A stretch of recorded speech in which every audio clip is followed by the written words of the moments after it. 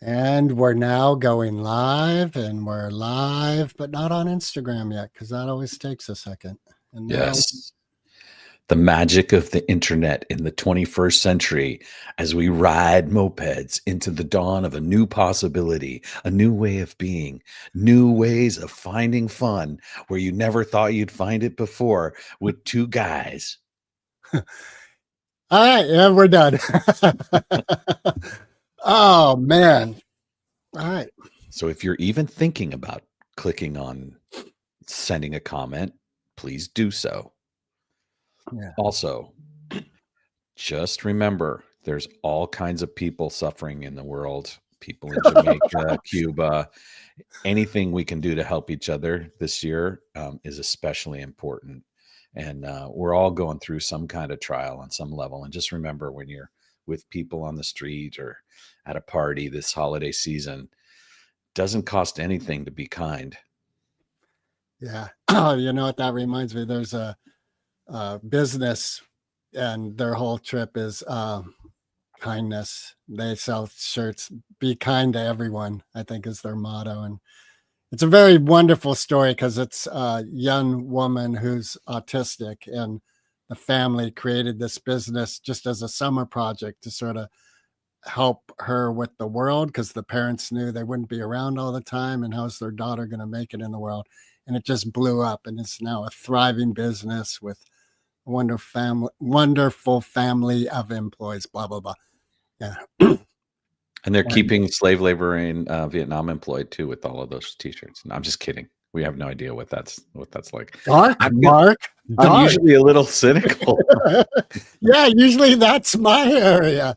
Look at you stepping boldly into the dark, murky waters. And I think there might be leeches. No, I'm just Oh, kidding. Um, nice. I feel a sense of permission to let loose a little bit and not Good. quite be so buttoned up. All right, good. Um, yeah, and do no harm is still my number one axiom. Do no Yeah, harm. Do you think it's possible to wade through this world without doing harm? I think the answer at a very strategic intellectual level is no, right? Yeah, And it begs the question, why are we here? What's karma? right. You know what's interesting? This morning's Course in Miracles lesson is about oh shoot, I forget exactly how it's phrased. In essence, it's saying, I will let go of all my thoughts of fear and attack and accept your gift of peace. And that's the like that's what I have to give up. I have something I do have to give up, and it's my investment in fear and attack. Yeah, brilliant. Definitely a lesson for me. Praise Jesus. Your own personal Jesus. Hey, we do have a couple things to promote. You know, you've got this gig coming up with Friday, and it's in Forestville. What's the facility? It's called Music is the Mixer, and it's hosted by Mr. Also known as Woodrow. It is at the Forestville Bar or Forestville Tavern. You'd think I'd know better, but Yeah. it's in Forestville. It's the one big bar. You won't be able to miss us if you get out of your car on the main drag in Forestville, because we're bringing the full sound system. We're bringing a subwoofer. It's music by my band, our band, really, but I'm the guy singing most of the time. It's called Sharkbait, and it's this really peculiar brand of reggae which incorporates elements of improvisation. So we call the style reggae-delic. And one of the things we're doing with it is we've taken and adapted some songs that are not traditionally reggae, and we've taken some old sort of classic reggae things, and in the middle of them, we twist them into noodle notes of strange pretzel expression, where suddenly the chord changes become less clear as we play with our instruments in new and exciting ways. One of my favorite parts is there's this song that is a Grateful Dead song, but we covered the Sublime version of it, which has this kind of reggae feel to it. And then we do this weird jam in the middle of it that's based off the riff. And as we are going through the jam, there's this section where it switches from the reggae beat to a shuffle. The drummer shifts it and it changes the universe, right? It's like and we don't know when he's going to do it. It's always a different spot. He always he feels it and then he goes for it. And so it changes the whole vibe. And then we bring it home. We just kind of bring it back to the thematic music. And we also do this song by Jimi Hendrix that I've rearranged the structure of, and it's an instrumental. And the song's called Pali Gap, Pali Gap. And Jimmy wrote it when he was in Hawaii and he saw the majesty of the Pali Gap, which is this incredible spot where the mountains come down to the ocean. Anyway, in that we do 3 musical movements that have separate rhythmic feels. So it goes through this 3-form cycle and loops on itself. So there's this kind of Jimmy rock psychedelic section, and there's this reggae-fied section of it, and then there's this version of a Jamaican style called dance hall where the beat emphasis totally changes, and we just go from each one and we improvise how we do it. And there's a bunch of other artists. Shuggie Otis is, oh yeah, wow, look at that, there it is. But that's not the show. Yeah, it Wait. is Forestville Club on the left side. So there's 2 graphics there. Okay, so You know what I could do? I don't know who Sonic Collusion is or Scorpio Season's Birthday Bash. That's not us. The Forestville Club, November. That must have been last year. No, look, November 21st, 2025, and featured Sharkbait right there. Oh, right, Scorpio Season's Birthday Bash. Ah, now I get it. I'm like, This who's is a Scorpio different Season? Yeah. Well, yeah. So join us for Sonic Collision. Music is the mixer. Here, I This is could gonna do be this fun. better. No, I loved it. That's great. I didn't even know that thing existed. So it's gonna be fun for sure. And there's some amazing artists. The grandnephew of Shuggie Otis is going to be there. Unfortunately, I don't have the poster to look at to properly quote him. Here we go. Yeah. So Sunbless, Spacewalker. I've seen that person, and Spacewalker is amazing. They are a poet and a guitarist and a loop master, right? And then Laid Back Zach. I mean, you can imagine what Laid Back Zach is like. And then Nico Otis. Now, Mr. Boom is formerly Radioactive. He is a master beatboxer and hip hop artist, as well as a painter and someone who creates amazing things in the social sphere. We've had him on the show. We've been talking about having him back again. And he invited us to this event. Really looking forward to it. So the music starts at 8:30 and Sharkbait goes on at 10:30 p.m. Ooh. And it's going to be wild and fun. And weather's going to be good, I hear. So I'm really excited about that. So there we go. That's the promotion part of the show. What's the other thing we have to promote? Oh, Friday, we have a special guest on the podcast. Yeah, it'll be live on Monday. Right. And she's written a book called Empire of Orgasm, which is all about the organization One Taste and the strange things that happened there and the downfall of its leader. So I'm super excited about that because it was the one cult I was involved in my life. So I have the cult of personality. Unless you call the Grateful Dead a cult, which totally they're a cult. Yeah. So was Commander Casual and the Cool Cat Crusaders. They were a cult. They were superheroes. What do you mean? They were a cult, man. I'm gonna write a book. I wish you would. I have a book by one of the Boho Mofo for shows, a guy named Spencer. And Spencer wrote a book about those times. I'm sure there must be, I haven't read it all yet, but I'm sure there must be a small section about Commander Casual that he's misremembering. Now, a lot of the book he uses poetic license to enhance the romanticism of his life, or in all our lives, really. And some of it's a little bit sensationalist, which turned me off. But now that I've had a little bit of time to understand his perspective more, I'm like more interested in reading it. And we've had a falling out over the years. We don't see each other that much, but I sure hope he's warm and dry and Yeah. has the ability to make art. I know that that's really soothing and helpful for him. But yeah, so That kind of circles back to that be kind to everybody. yeah, And, the challenge of that statement is throw everyone into that mix. The people who you're angry at, that you feel adversity with, that you have a magnetic, a, what do you call when you're pulled away from instead of pulled together? Be yeah, kind to those people. repulsed. Like that's a pretty magical, challenging place to enter in. It's like, okay, can I be kind to, or I want to, not even can I, not even question, just choosing, I am kind to X. Let X Well, be the variable of individuals who are challenging. I agree. I mean, it's something to cultivate. And um,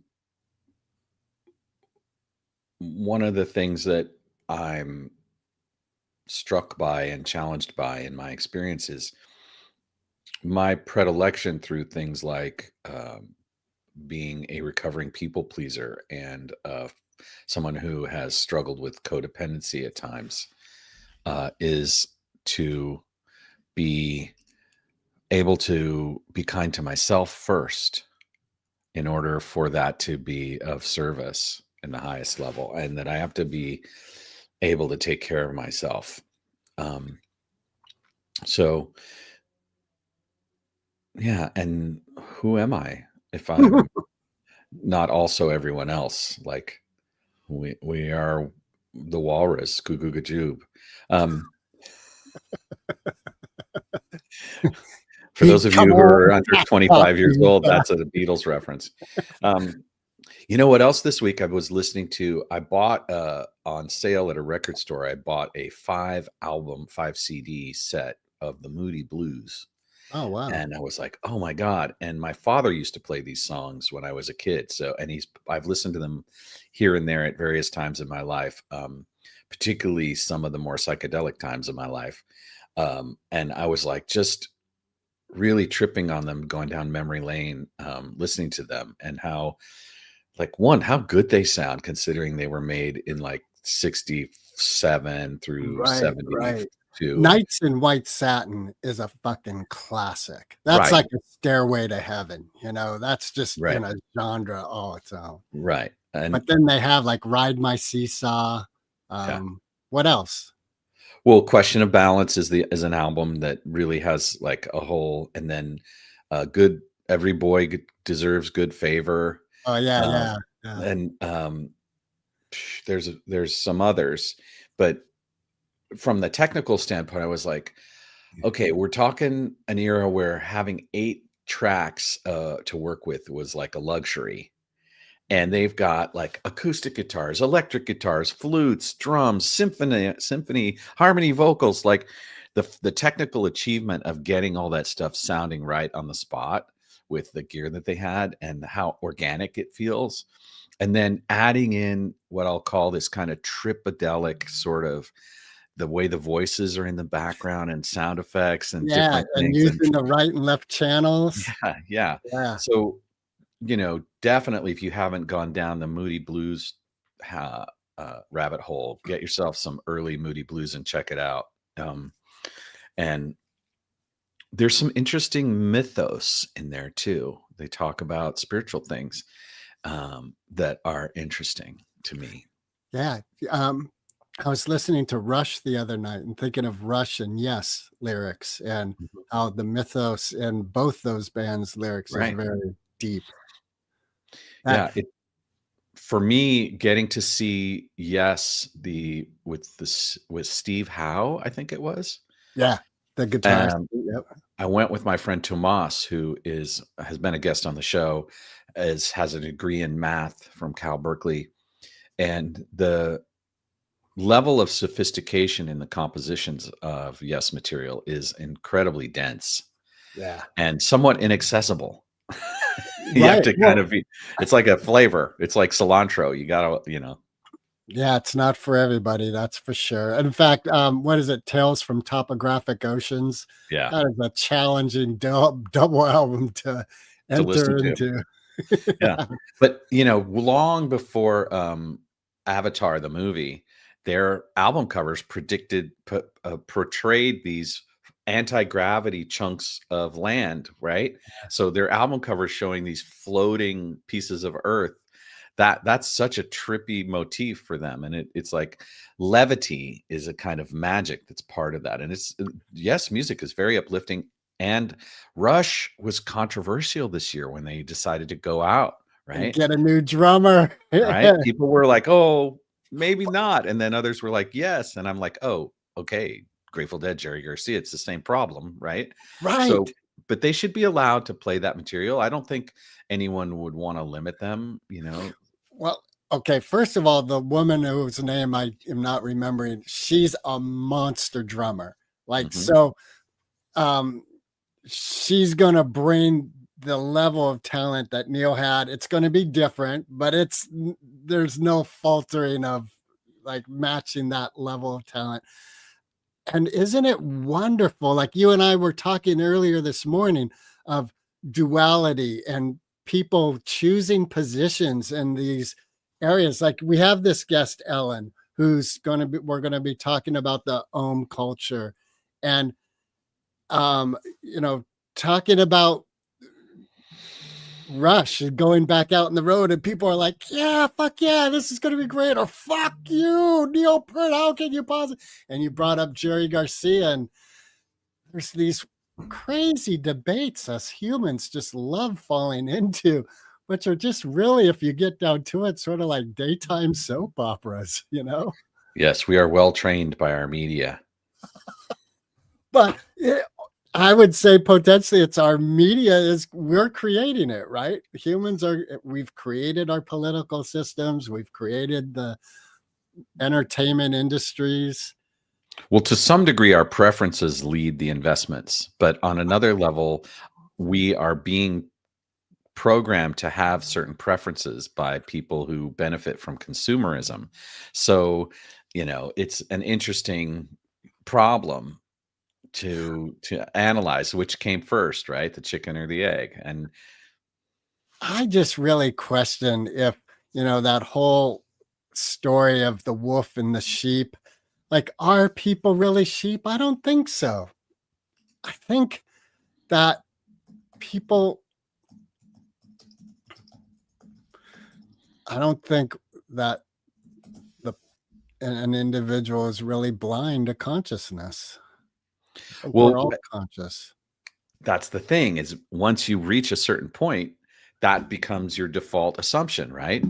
But until you remember what it was like when you were ignorant and had a million blind spots, you forget how easy it is to not see this stuff, to not be able to see behind the veil. And I saw this documentary by about a guy named Edward Bernays, who is the cousin of Is it about sauces? Freud.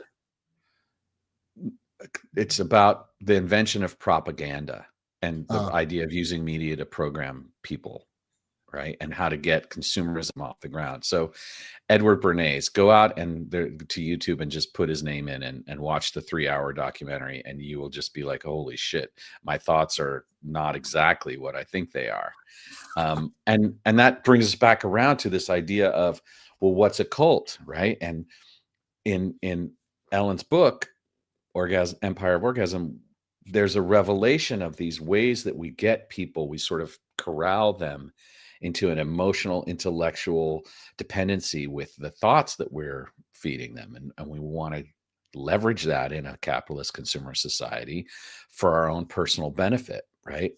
And as much value and as honoring as I think it's worth giving Tony Robbins, the dude is focused on making a lot of money as well as helping people, right? But if I sat here with him and said, you know, it's about the money. And he would say, absolutely not. I mean, have you seen what I do? Like, I've saved people's lives and blah, blah, blah.